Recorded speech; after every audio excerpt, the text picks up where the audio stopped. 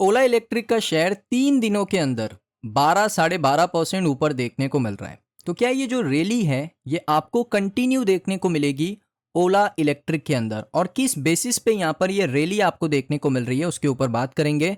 सबसे पहले मैं आपको क्लियर आउट करना चाहता हूँ कि ओला इलेक्ट्रिक के अंदर जो ये तेजी बन रही है, जो पिछले 2 दिन में 5% का अपर सर्किट, और आज भी आप देखोगे 2.65% आपको ओला इलेक्ट्रिक का शेयर ऊपर देखने को मिला। ये सिंपल सी रीज़न है जिस वजह से शेयर ऊपर जा रहा है। इसका रीज़न है कि कंपनी ने ओला शक्ति को लॉन्च किया, एक नया प्रोडक्ट लॉन्च किया है जो यहाँ पर दोस्तों आप कह सकते हो कि बैटरी एनर्जी स्टोरेज सिस्टम के अंदर काम करेगा। इस वजह से यहाँ पर ओला इलेक्ट्रिक का शेयर ऊपर जा रहा है। ये बात क्लियर हो चुकी है। अब मैं आपको बताता हूँ कि कंपनी के जो सीईओ हैं, जो फाउंडर है भाविश अग्रवाल, उन्होंने क्या कहा इस प्रोडक्ट लॉन्च के ऊपर।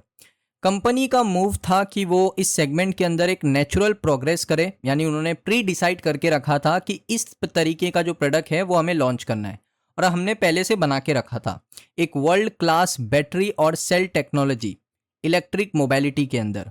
उसके साथ उन्होंने बताया कि नया सोल्यूशन हमारी कंपनी को लेवरेज देगा, और हम ईवी ऑपरेशंस के अंदर काम करते हैं तो हमें एक लेवरेज मिलेगा, यानी कोई एंट्री बैरियर नहीं है इस सेक्टर के अंदर जाने के लिए ओला इलेक्ट्रिक के पास। उनके पास फैक्ट्रीज है, सेल टेक्नोलॉजी है, सारी चीज़ें हैं, उनको सिर्फ लॉन्च करना था और उन्होंने कर दिया। और उन्होंने प्री डिसाइड यानी पहले से सोच के रखा था कि इस तरीके का प्रोडक्ट और इस मार्केट के अंदर हमें एंटर करना है। और ये मार्केट का जो अभी का वैल्यूएशन है वो 1 लाख करोड़ का है। 2030 तक 3 लाख करोड़ का ये मार्केट हो जाएगा, जो बैटरी एनर्जी स्टोरेज सिस्टम का मार्केट है। अब यहाँ पर आप देखिए, अब इसके ऊपर कुछ यहाँ पर जो एक्सपर्ट्स हैं, जो एनालिस्ट हैं, उन्होंने सवाल उठाए हैं। अब मैं आपको बता देता हूँ सवाल क्या उठाए हैं। सबसे पहले आप देखोगे यहाँ पर सबसे पहला सवाल उठा है कंपनी की एग्जीक्यूशन लेवल्स के ऊपर, यानी आप प्रोडक्ट बना रहे हो लेकिन आप उसको एग्जीक्यूट कितने टाइम में कर रहे हो उसके ऊपर बात करते हैं। ओला इलेक्ट्रिक ने यहाँ पर डीले शो करा है अपने पुराने प्रोडक्ट लाइन के अंदर, स्कूटर की बात कर रहा हूँ। कंपनी ने यहाँ पर बहुत सारे पोस्टपोन्ड बनाए हैं, जिसमें उनका एक S1Z है जो कि गीक प्लस स्कूटर आता है। वो शेड्यूल था कि अप्रैल 2025 में उसका लॉन्च है, लेकिन वो अभी तक लॉन्च नहीं हुआ है, अभी अक्टूबर चल रहा है। उसके साथ यहाँ पर उनकी एक बाइक आने वाली थी जिसका नाम था रोडस्टर बाइक्स। इसका बहुत अच्छा मार्केटिंग किया कंपनी ने, लेकिन अभी तक डिले है। अर्लियर अनाउंस था कि ये इन हाउस 4680 सेल टेक्नोलॉजी के साथ आएगा, 2024 में लॉन्च हो जाएगा, लेकिन यहाँ पर अंटिल अगस्त 2025 तक इसको लॉन्च नहीं किया गया, उसके बाद ही लॉन्च हुआ। सो यहाँ पर डीलेस, आपकी लॉन्च इवेंट के अंदर डीलेस काफ़ी है, आप प्रोडक्ट को लॉन्च प्रॉपरली नहीं कर पा रहे हो। अब आपने लॉन्च किया है ओला शक्ति, जिसका बुकिंग भी चालू कर दिया आपने, और आपने कहा कि जनवरी 2026 तक हम इसको डिलीवर कर देंगे, मकर संक्रांति में हम इसको डिलीवर कर देंगे। लेकिन इसके ऊपर सच्चाई क्या है वो तो टाइम बताएगा, क्योंकि पुराने प्रोडक्ट्स का लॉन्च भी आपने डिले किया। अब ओला शक्ति को लॉन्च कर दिया है, डिलीवरी में डिले ना हो जाए, ये सबसे बड़ा प्रॉब्लम है। उसके बाद यहाँ पर इससे बेनिफिट ये मिलेगा कि एक नया रेवेन्यू स्ट्रीम कंपनी के पास आएगा। यानी अभी तो सिर्फ कंपनी स्कूटर बेच के पैसे कमा रही थी, अब कंपनी यहाँ पर जो बैटरी एनर्जी स्टोरेज सिस्टम है, जो प्रोडक्ट है, उसको बेच के पैसे कमाएगी, यानी रेवेन्यू स्ट्रीम बढ़ जाएगा कंपनी का। इससे कंपनी यहाँ पर जो लॉस है उसको कम कर पाएगी और प्रॉफिटेबिलिटी के करीब पहुँच पाएगी, प्रॉफिटेबिलिटी के करीब कंपनी पहुँच पाएगी। लेकिन मार्केट शेयर भी श्रिंक कर रहा है कंपनी का, रेवेन्यू ड्रॉप हो रहा है कंपनी का। उसके साथ साथ कंपनी ने रिपोर्ट किया था Q1 में 428 करोड़ का लॉस। अब Q2 का रिजल्ट अभी तक आया नहीं है।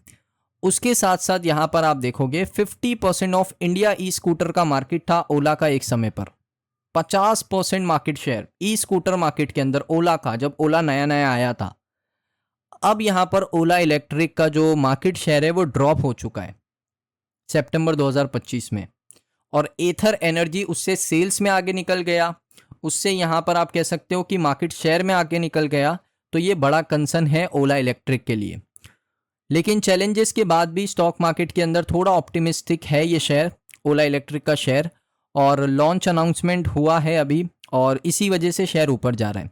ओला इलेक्ट्रिक का करेंटली अगर मैं बताऊं तो डेली पेनल्टी है ओवर 12 लाख रुपए under the government production link incentive PLI scheme के थ्रू, क्योंकि डेडलाइन इन्होंने मिस किया है गीगा फैक्ट्री का, और लास्ट क्वार्टरली रिजल्ट भी अगर आप देखोगे, इन्होंने एक्नॉलेज किया था कंपनी ने कि उनको पेनल्टी सी 100 करोड़ रुपया पे करना पड़ा है, जो कि एसेंशियल नहीं थी। इसके अंदर आप जल्द कर सकते थे, तो पेनल्टीज आप पे कर रहे हो, इसके साथ साथ आपका जो मटेरियल कॉस्ट है वो बढ़ता जा रहा है। तो रेवेन्यू अगर आप बना भी लोगे अच्छा, तो प्रॉफिटेबिलिटी के आप करीब नहीं पहुंच पाओगे, वो मैं आपको आगे यहाँ पर एक्सप्लेन करूँगा। और इंडस्ट्री के ऑब्जर्वर जो हैं उन्होंने कहा है कि कॉशियस रहना चाहिए थोड़ा, ओला इलेक्ट्रिक को लेकर थोड़ा अलर्ट रहना चाहिए। और जो फॉर्मर दोस्तों यहाँ पर बिजनेस एनालिस्ट हैं, उन्होंने यहाँ पर बताया है कि ओला शक्ति का जो BESS लॉन्च है, battery energy storage system launch है, उसके लिए थोड़ी स्क्रूनिटी चाहिए, एक सीरियस स्क्रूनिटी चाहिए। और इसके साथ साथ यहाँ पर आप देखोगे high for a new product to distract from extending problems, यानी इनका मानना है कि आपने नया प्रोडक्ट लॉन्च किया डिस्ट्रैक्ट करने के लिए जो पुरानी प्रॉब्लम्स है उसको। S1 स्कूटर डीले महीनों लग रहा है, उसके साथ रोडस्टर जो है वो नियरली हाफ ईयर लेट था, और ये पैटर्न रहा है कंपनी का, इसको सॉल्व करना पड़ेगा कंपनी को। कंसर्न अभी भी है कंज्यूमर सेफ्टी को लेकर, रिलायबिलिटी को लेकर। और उसके साथ साथ यहाँ पर उन्होंने लॉन्च इवेंट में ये कहा कि हम यहाँ पर एक great amplification of our giga factory, और हम यहाँ पर अपनी खुद की सेल बनाते हैं without directly addressing a question on safety assurance, यानी आपकी जो स्कूटर्स है उस पर सेफ्टी एश्योरेंस कितना है, रिलायबिलिटी कितनी है प्रोडक्ट की, उसके ऊपर बात नहीं करी गई। सिर्फ प्रोडक्ट लॉन्च किया और ओला इलेक्ट्रिक के जो फाउंडर है वो चले गए लॉन्च इवेंट से।